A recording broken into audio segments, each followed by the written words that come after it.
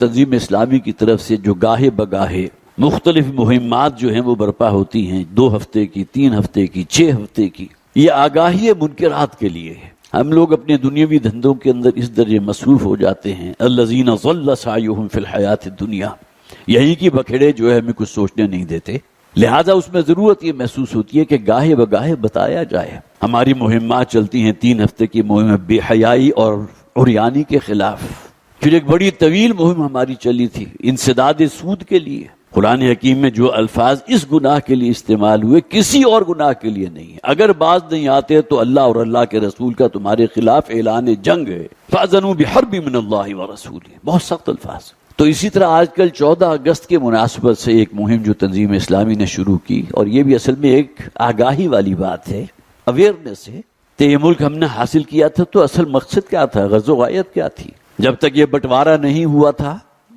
اگرچہ مسلمانوں کو اندیشہ تھا، خوف تھا کہ ہندو ہمیں دبا لے گا، اکثریت ان کی تھی، تعلیم یافتہ وہ تھے، بڑے بڑے بزنسز اور تجارتیں ان کے کنٹرول میں تھی، ان کے ہاتھ میں تھی، لہٰذا یہ خوف اور دھڑکا اپنی جگہ۔ لیکن بہرحال جس پرچم کے سائے تلے یہ اکٹھے ہوئے تھے وہ منارہ آپ میں سے ہر شخص کو یاد ہوگا۔ پاکستان کا مطلب کیا؟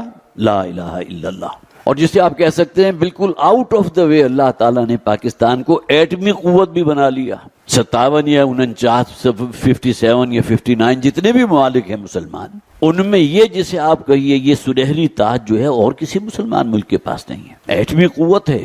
گویا کہ ہم یہ کہہ سکتے ہیں کہ بقیہ مسلمان جو ممالک ہیں ان کی امیدیں پاکستان کے ساتھ وابستہ ہیں، لیکن اگر ہم ہی خود بکاؤ مال بن گئے، ہماری اپنی کوئی رائے نہیں ہے، اپنا کوئی ارادہ نہیں ہے، ہم اپنی آزاد مرضی سے کوئی فیصلہ نہیں کر سکتے، دوسروں سے ڈکٹیشن لینے پر مجبور ہیں۔ ہمارا بجٹ بنتا ہے تو IMF کی تلوار ہمارے اوپر لٹکی ہوتی ہے، ورلڈ بینک اوپر موجود ہے، یہ کرو یہ کرو یہ کرو۔ تو یہ ملک اصل میں اس تباہی اور اس بربادی سے کیوں دوچار ہوا؟ اس کی تشخیص قرآن نے خود کی ہے۔ جو قوم اپنے رب سے کوئی وعدہ کرتی ہے، خواہ انڈیویجولی کسی شخص کا معاملہ ہو یا من حیث القوم، اور رب سے کیے ہوئے وعدے کو اگر وہ پورا نہیں کرتی تو اللہ تعالیٰ ان کے دلوں میں منافقت پیدا کر دیتا ہے۔ فَعَاقَبَهُمْ نِفَاقًا فِي قُلُوبِهِمْ۔ اور واقع یہ ہے کہ اگر ہم جائزہ لیں گے تو اس وقت مسلمانان پاکستان کی عظیم اکثریت ایک نوع کی منافقت میں مبتلا ہے۔ قائد اعظم کے کتنے ہی خطبات موجود ہیں جس میں انہوں نے واضح طور پر کہا کہ ایک ماڈل رول، اسلامک ماڈل، ایک ملک کی شکل میں پاکستان کو ہم بنائیں گے